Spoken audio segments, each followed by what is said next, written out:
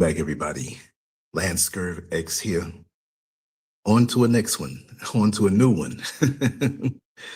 I just want to thank my Creator for every day that I'm given of life. We say these things lots of times and don't mean it, but really and truly, I feel favored. When I look back at my life and the close calls that I've had that I never even knew about, I know I'm here for a purpose and a reason. Many of us have our little sayings that we say and we really don't mean them. We don't understand. But have you ever had a situation where you really almost lost your life and you don't know how you were saved? It's like when I had malaria and I was on my way out of here. I was laying on the bed and I saw this dark open hole over the head of the bed on the wall.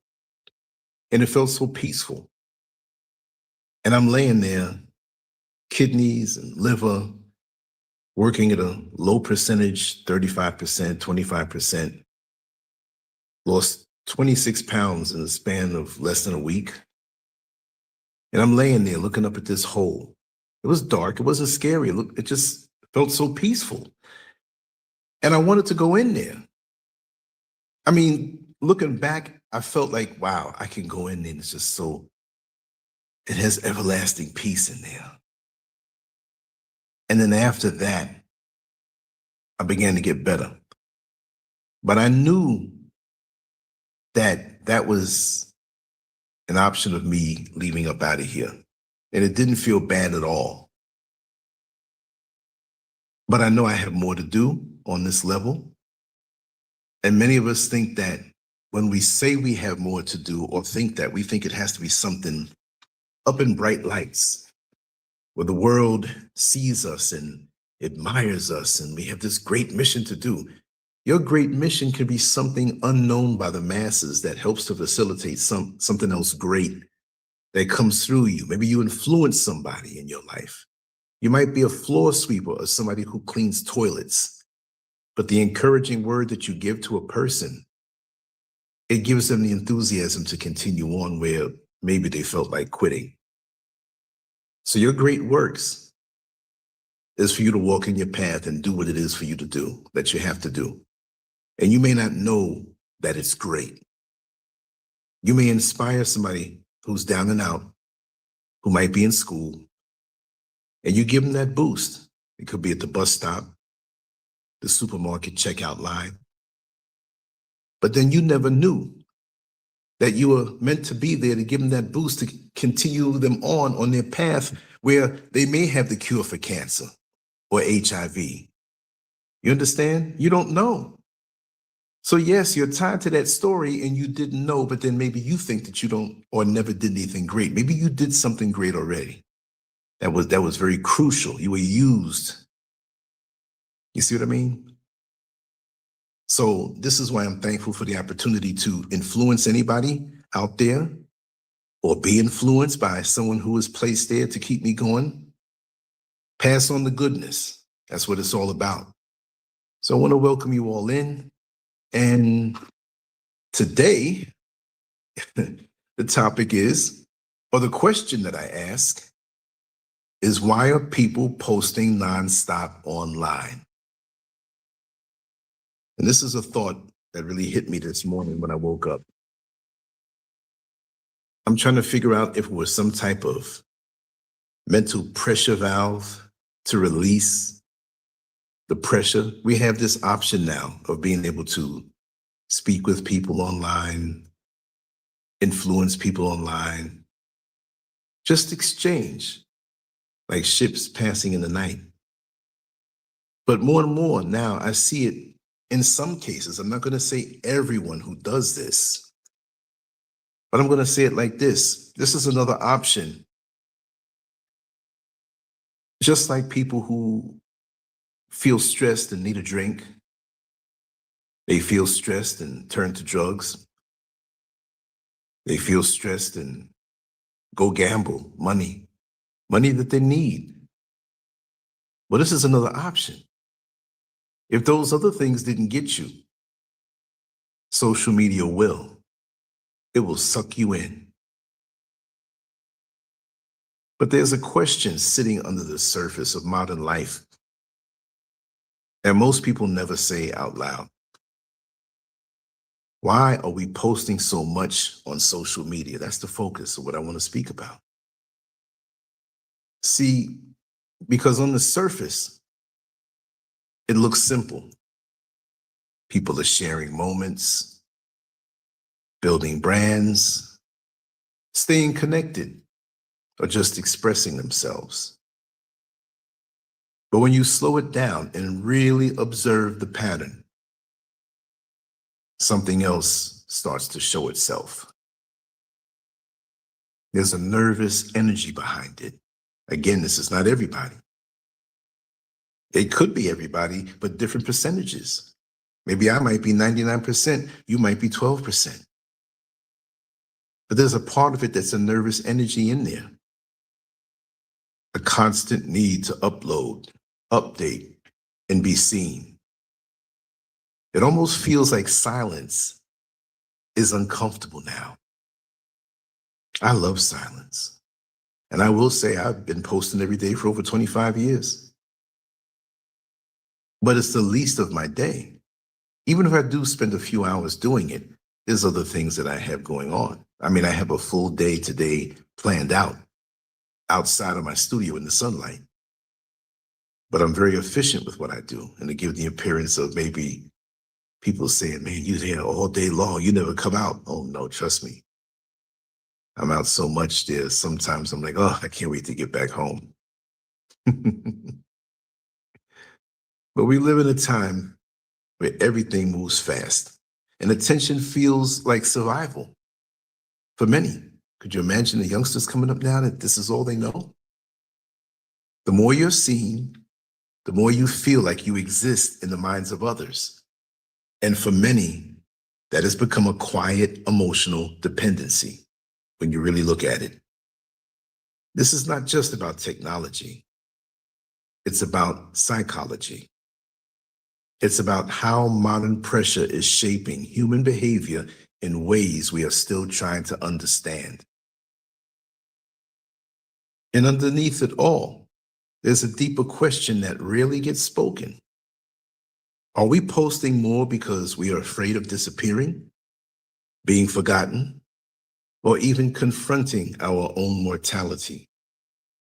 I think in many cases it has a lot to do with it. But I saw a video the other day, a short video.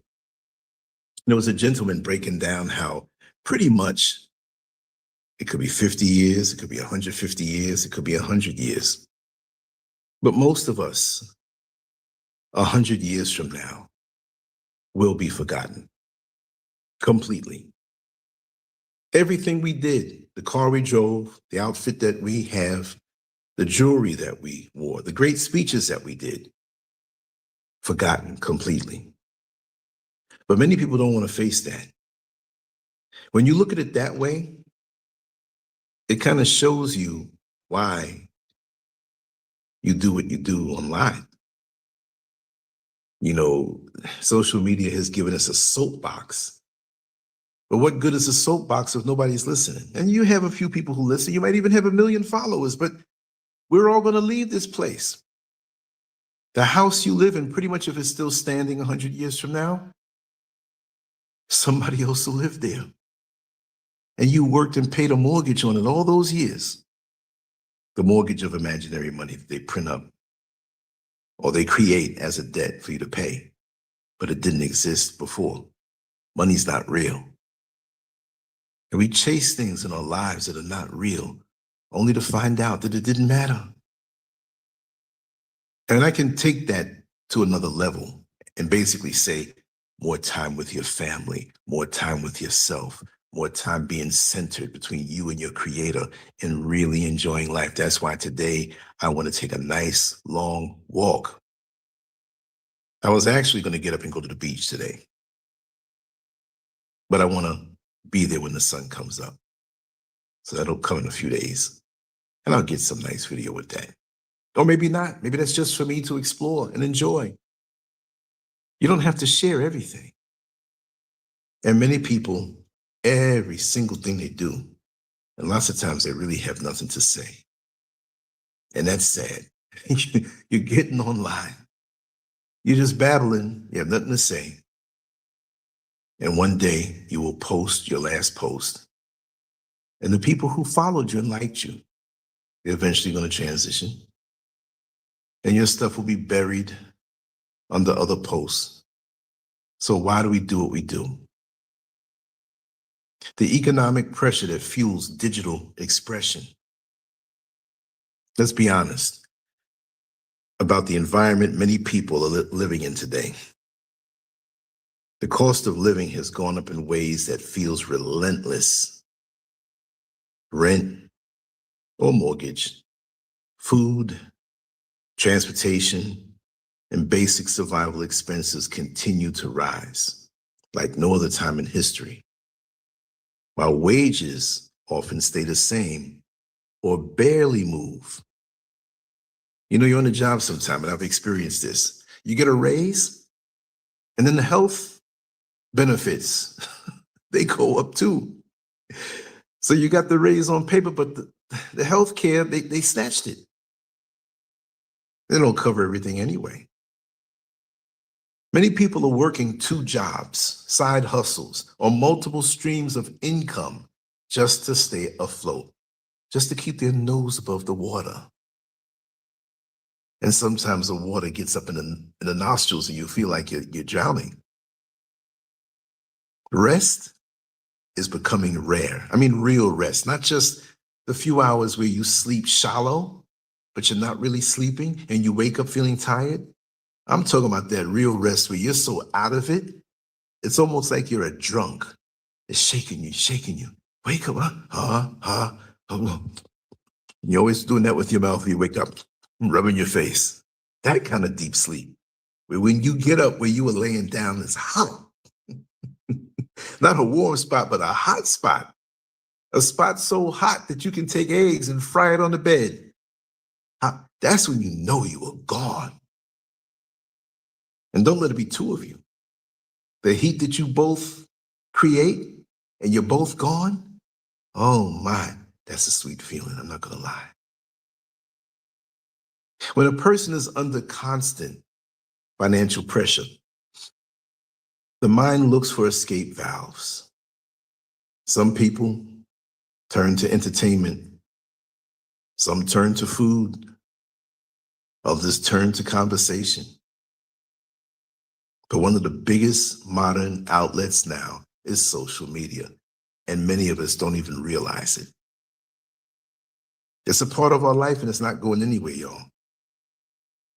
You can say it's been around 20 years, 25 years. Let's just say, since 2000. And really, Facebook was 2004, YouTube 2005. After that, Instagram, TikTok, and all that stuff. So let's just say 20 years at this point. It's a little more. Let's just say 20 years. It's a part of our life, whether we like it or not. You see what I mean?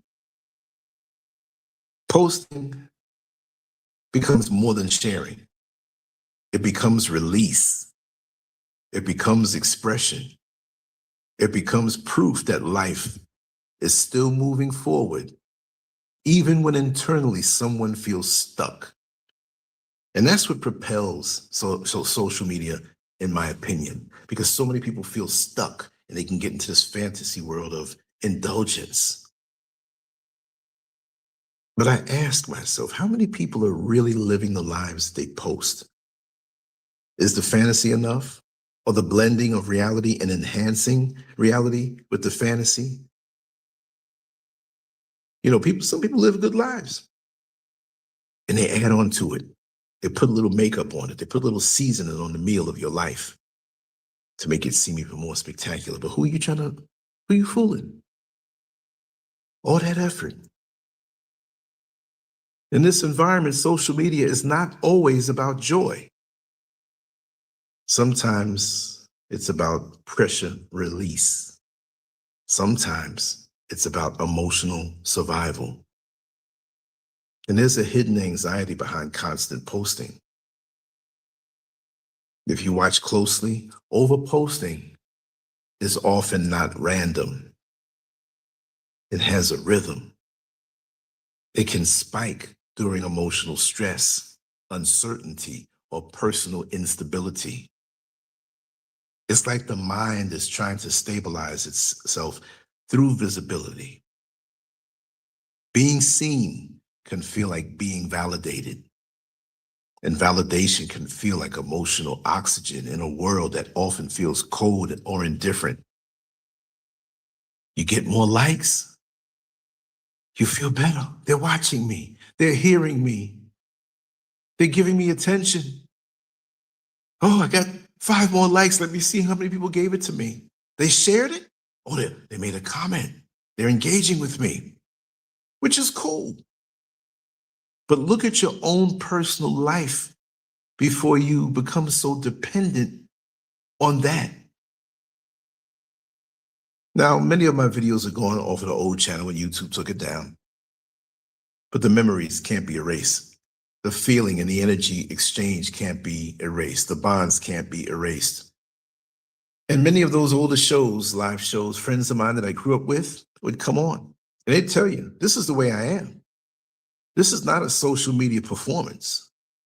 I can bring you into my life. I can have other people who knew me and knew my parents good onto a show and they can tell you how it is. I don't have to fabricate anything. I'm not looking for validation. I'm already validated.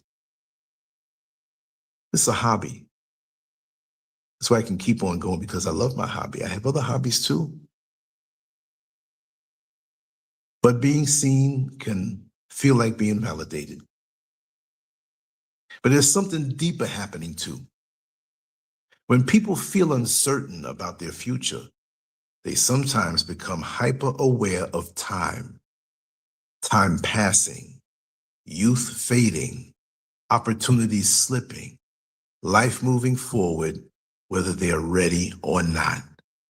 This is where fear quietly enters the picture. Not always loud fear, sometimes subtle fear.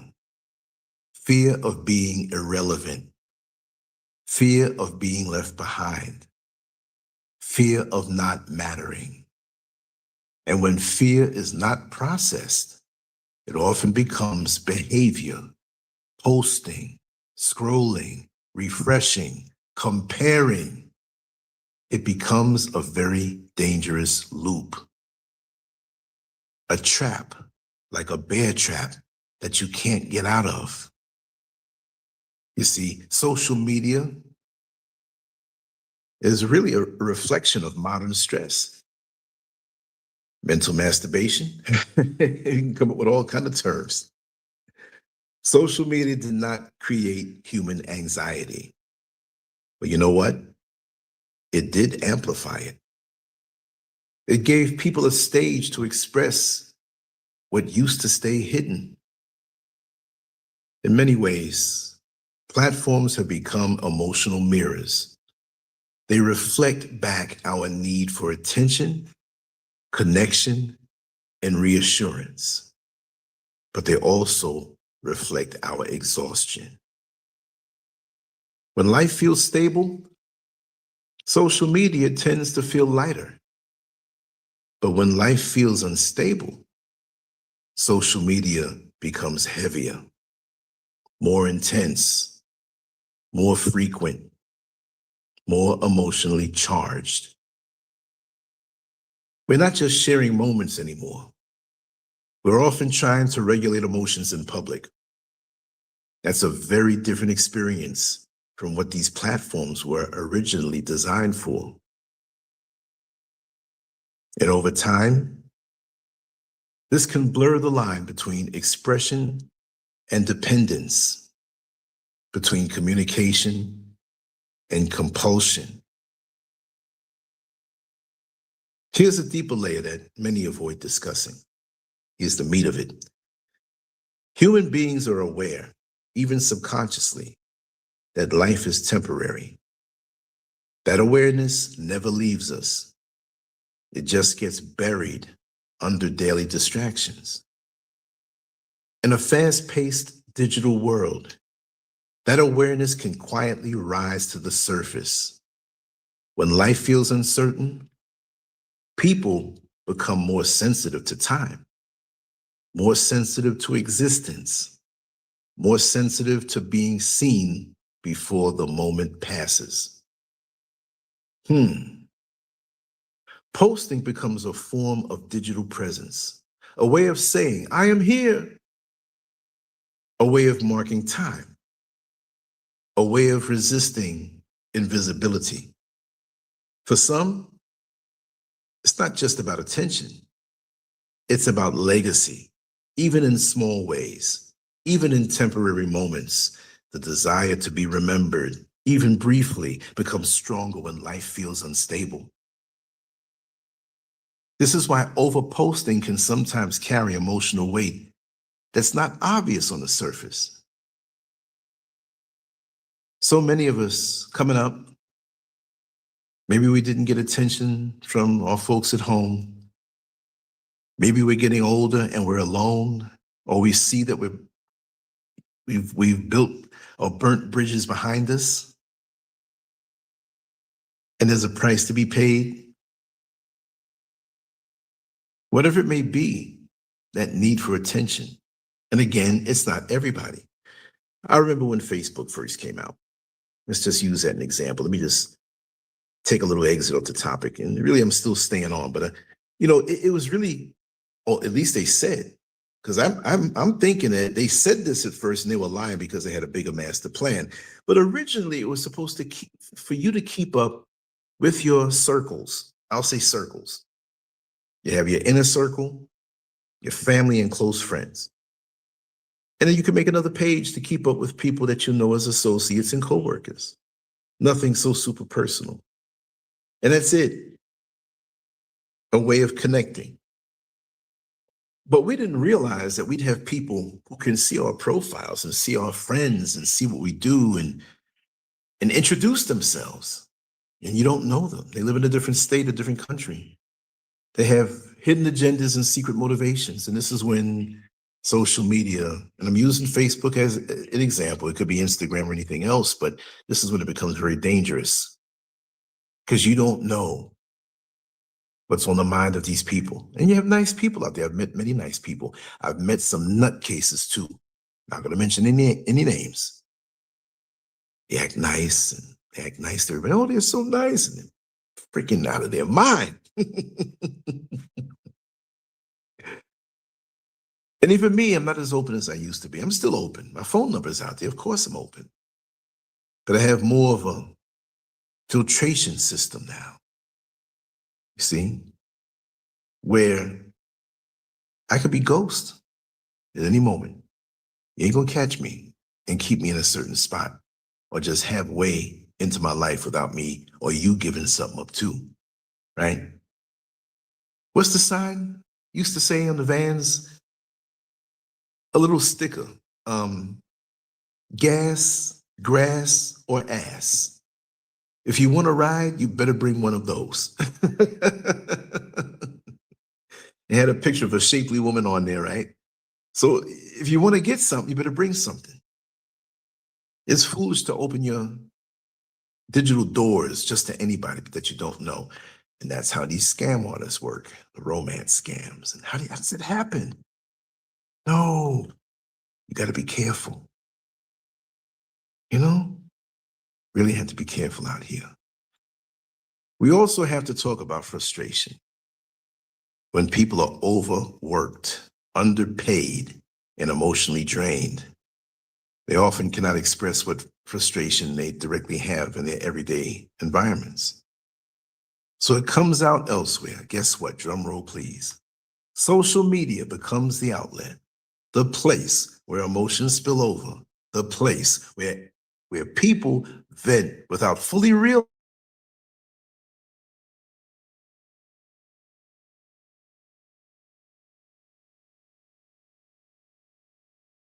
Sometimes it looks like constant updates that feel urgent or intense. But underneath, it is often the same thing. A human being trying to process pressure in a world that keeps demanding more than it gives back. That's the bottom line. And there's a cost to always being on. There's a hidden cost to always being available, always being active, always being visible. The mind was not designed for constant performance. When life becomes a cycle of posting, reacting, and consuming, rest becomes interrupted. Reflection becomes rare. Silence becomes uncomfortable. And in that silence, avoidance grows, because silence forces us to hear what we usually ignore. The question then becomes not just why are we posting so much, but what are we avoiding when we are not posting? Again, alcohol, drinking, drugging, sexing, gambling, posting is now on that list. See, some people can go out and have a social drink and have conversation after a good meal, and that's it. But some people are straight up alcoholics, secretly or publicly, and they struggle with that. And there are people who I know who they have no life. They have what looks like a life, but they really have no life. And their whole existence is watching people's profiles, watching other people's posts, whoever they choose to follow behind. You just don't know. And you could think that you're a person who's nondescript and not attractive, or you don't have much money, but you're fairly active on social media with your friends mostly, and making comments, and people can click and find you. Trust and believe. If you've been online and in a way where people can see a little bit of your life and you don't think much of it, there's somebody fiending on you. There's somebody watching you intensely. You are a part of these people, the people who are unseen and unknown to you. You're a part of their life, big time. I'm gonna mention it again. I gotta figure out the exact way so I can share it, so you can be shocked, because I love to show and prove. And I won't forget it, but I'm not gonna do it today, but I will put it in the comment section, instructions on how to do it. On your Facebook page, everybody who looks at your Facebook page leaves a fingerprint. And there's a way within 90 seconds, and I've done it. I think I did it like a month ago, and I was so shocked at the people who may consider me an enemy.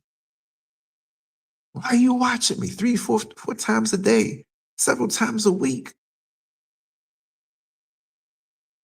We may know each other, may have known each other close, intimately, former friends, associates.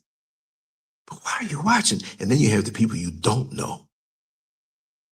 It's like, that's scary. Some scary looking people out there. But you just never know. It's like walking through, imagine this, you're walking through the mall, shopping mall, and people glance at you. They may like what they see. You may remind them of someone that they knew. There's a lot of reasons for that. I've stared at people a little too long, and they gave me a look like, what are you staring at me for? I said, oh, excuse me. You saw me staring at you. Listen, I got to tell you, you look just like a person that I went to school with in 3rd grade. And the funny part is, in that particular instance, when I said that to the person, they said, Lance. I'm like, oh, you are that person. I said their name. But it's always different reasons.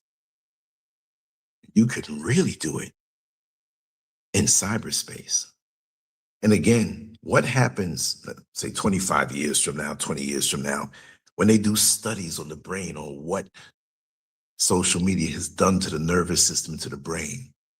That's going to be a heck of a revelation. So many things. It's just like they say, when you're addicted to pornography, your brain, it changes. And the stimulation intensely from intense sexual imagery, and then we get into the fantasy, and then we get into the fetishes that we like that porn has helped to develop, and now we want to go deeper because that one doesn't work anymore. But the same thing on social media. Even with the porn thing, I'll keep it decent, but you're stimulating yourself. You get so used to that stimulation that you can't function normally with one person unless you think about what you saw that blasted your brain. So now socially, how are we going to deal in social settings? Have you noticed that since social media has been around in 25 years as it is now, and the C-19 situation back in 2020 with social distancing, most people in public or in social settings where they may not really know other people, it might be some type of lecture, might be some type of business, a networking event, but people are acting weird now when they have to deal with people directly. Peep it, peep that. The body language is different. The eye contact is different. Most people are off into their own worlds. And they got to come out of that world to deal with you. And lots of times they're more comfortable in their own world. Social media, the tablet, the phone, the computer is the modern day Ouija board. It's damn near occultic, the grip it has on you. But back to the topic, at the core of all of this, there is a human need that never goes away. The need to be seen. I don't know about that, but I pretty much believe that. I don't need to be seen. But they have the need to matter, the need to feel alive in a world that often feels overwhelming.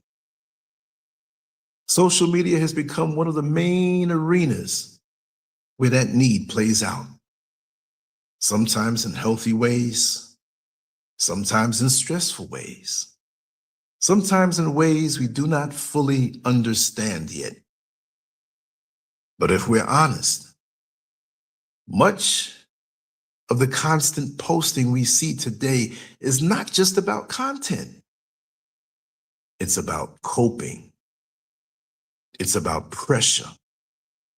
It's about trying to stay emotionally afloat in a demanding world. And maybe the deeper invitation here is awareness.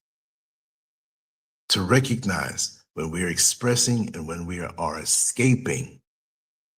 To recognize when we are sharing and when we are seeking emotional relief. Can we be honest with ourselves to understand the difference and which one we're indulging in? Because once we understand the motivation, we regain a level of control over it. And sometimes it could be temporary. Sometimes it could be for a long time. We slip down into that slippery slope. And sometimes we can defeat it. And in a world that moves this fast and moving faster, it's not going to slow down. That kind of awareness is powerful. We're living in a time when visibility feels like survival, but visibility without inner peace can become another form of stress. Isn't that something? The very thing you're using to relieve stress is becoming stress. That's even worse. That's like in the horror movies back in the day. You always had this creature, a humanoid form, a monster, but it's walking towards you slow. And you're running fast. This thing is moving slow. It's coming at you, but you're running fast. And you finally think you got away. You're running through this street, dark alley. You run for a long time. They're playing all the dramatic music to keep you scared. And as soon as you open the door to get into this building where you know you can hide and this monster can't get you, you run face to face in it. That's just like social media. We use it to get away from stress, yet we run right into it. We get caught up in the online arguments, arguing with people you don't even know, that don't even matter in your life. Isn't that ironic? That's crazy. Getting heated with it. You got to go to bed on time to get up to go to work or go to the gym or do something the next day, an appointment. and you get the notification sound on your phone, you're on Facebook, and you're debating politics, religion, sexuality, whatever it may be. And you trying to push your opinion, and this person's trying to destroy it, and you're arguing for like 17 weeks until you finally give up and block the person. Isn't that something? I got people that argue with me on their own by themselves. Do you think I give a damn? Trying to lure you in because of their voice. That's what they'll do. There's good things about social media. There are good people on social media. But right now, even the ones who are smiling, I don't know what's behind that smile. Who knows? Because the eyes surely ain't smiling. Weirdos out here, y'all. But the goal is not to reject social media, but to understand the emotional state we bring into it every time we open it. When life becomes heavy, our digital behavior often reflects that weight more than we realize. If we slow down long enough to observe ourselves, we might start to see patterns we never noticed before. And in those patterns, we might find not just answers, but a clearer understanding of what we are truly.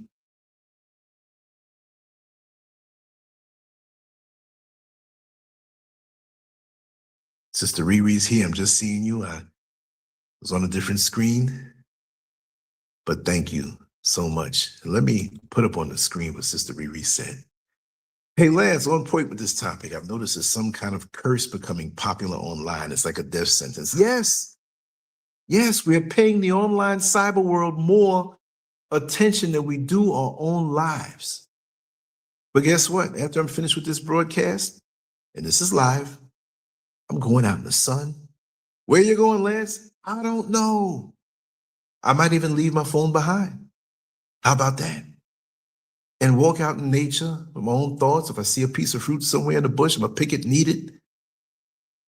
You know? And flow and enjoy life and the vibration and connection with nature. And I might even go down in the city and observe the people. That's my cable TV. That's my Netflix. I mean, I have Netflix, but sometimes just to observe the entertainment value, the facial expressions, the glances. It teaches you so much when you observe life. A lot of us have turned our back on life, and we're just caught up in this phone. I know people who are trapped. It's like when you're on house arrest. That's a good picture to draw. The gadget that they have around your ankle for house arrest, we'll put the phone down there. The phone has you on house arrest. Even when you're out in the world, you are mentally under house arrest. I'm going to do a subject on that. See, when you do one subject, 5 more come. But house arrest. Our minds are shackled. Our feet are shackled. Our willpower and our drive to expand and live and create and grow, shackled. And the more we seek an answer in the phone, in the tablet, in the computer, barring research for something worthwhile, granted. But the mindless scrolling and throwing links at people, links that they never really watch. There are people who do this all day. They'll share something with you. God forbid you respond. Oh, you're there? They're going to go on YouTube and clear off the whole sidebar that they see. Bling, bling, bling, bling, bling, bling. You're like, wait a second. I don't have time to sit here like them and watch all this stuff. I'm trying to live life. And they want you under house arrest just like that. That's sick. I can't wait to walk and move my limbs and breathe the air and have the sun shine all on me. I mean, it's getting up late in the day anyway. It's afternoon now, but I'm still going to get it. And interact with no phone, but no text. Good afternoon. How are you doing, friend? How was your day so far? Human vibration. Human vibration. There were two people near a restaurant a couple weeks back. Little spot is clean, and I go there. And they were outside talking. They had an interesting conversation. And I looked at what was on the daily menu out there, and while they were talking, I was like, wow, you know, I butted on the conversation. I said, man, that's a subject I like. Forgot what it was. And we started talking and talking. Now I'm getting hungry.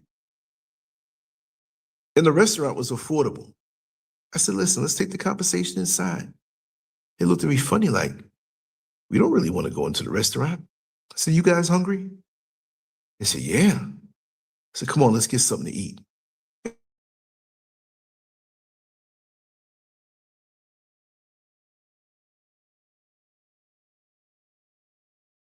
Eat for them and talk on the same interest. We exchanged numbers and that was it. It wasn't no download business. It was just human vibration.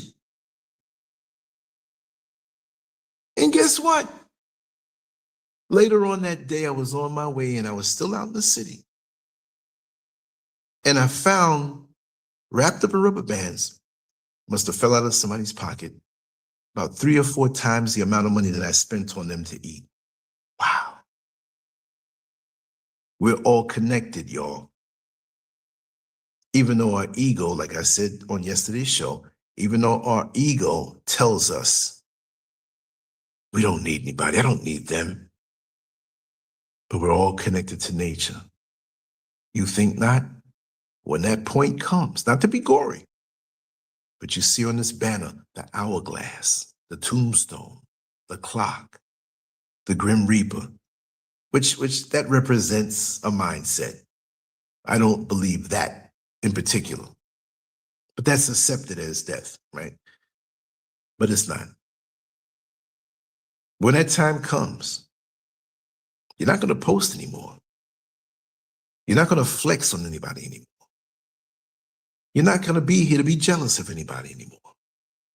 So why the heck are you worried about posting and flexing and pushing out an imaginary life? Because to me, when you look at a person who, and I'm not going to say they're great people, but people who have lots of money, which we know they oftentimes live miserable lives. But a lot of people who fly below the radar, who are very successful and living balanced, not crooks, not deviants, whatever, but the people who have earned through consistency, hard work, and dedication. You don't see them online posting, trying to convince other people of things. You might see something from last October, the time of this broadcast. What is this now? This is June 5th, 2026. They might be in a group shot at a club, not a nightclub, but some type of social club with their buddies that they went to school with 30 and 40 years ago. That's it. You Google them, you search them, because they are living life truly. It's the collective of other people taking pictures. But so many of us, we tell everything. I'm about to take a first bite of my meal, my breakfast. I'm about to go to the bathroom. I stubbed my toe. I'm in the store now searching for underwear. We don't need to know all of that. We don't need to know all of that. I know Instagram has become such a business. We have these self-elected influencers, the half-naked women. There's so many of them out there. You can't, my God. And so many men are led by that. And they're spending money. But even that ends. Influencers, half-naked influencers, when you get older.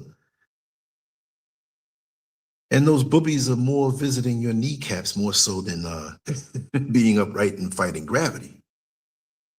And some people like that. Understood. But nothing stays the same. And no matter how much you post on social media, it's diminishing returns. You're trying to fill a bucket that has 10 holes in the bottom of it, and you think you're filling it up, but you go away for a second and come back, the water's gone. What are you doing today to enjoy life? It's finite. This is not going to last forever. And you're making the inevitable happen faster because all you do is post online. See, I'm talking to folks right now, folks that have yet to see this particular, because I'm talking to them the same way I'm talking to you or anybody across the room from me. And my personal friends will watch this and we'll talk about it. So it's real life for me. It's not like I'm sitting on a soapbox and nobody's around. I don't care how many hits that it says it gets, as long as it gets to the important people in my life. If it's a closed situation, let it be where it is now. Not to be cocky, I appreciate when somebody subscribes to one of the platforms, but if nobody does, I will continue to do what I do. In balance with life, that I use the electronic technology as leverage to better reach my inner circle. That is expanding sometime, a little bit here and there, but that's not the push. But I will say I do appreciate your presence here. I'm glad you're here, those of you who are there who are not in the chat room, and thank you for being here, Sister Riri. I'm going to be back later on. I got a whole lot of life to live, and I'm going to bring it on back and share with you the experiences and the things that I enjoy, and hopefully we can make ourselves better incrementally tomorrow, better than we are today. And that's really the goal. Anyway, much love to you all. LanceScurv out. Make sure to go to LanceScurvX.com. Signing up is free. You just punch your email address in there and you'll get all the content directly into your inbox without the social media platforms interfering because they want to hold certain people back or alter the algorithms so you don't see things. It's direct. We'll never lose contact with each other again. As I post up, you'll get it directly. And the stuff that I can't show here, you'll get it directly. So we can have a direct communication and a direct relationship. And yes, my phone number is out there. You'll see it. Anyway, much love to you all. Take care. On to the next one. LanceScurv out. Peace.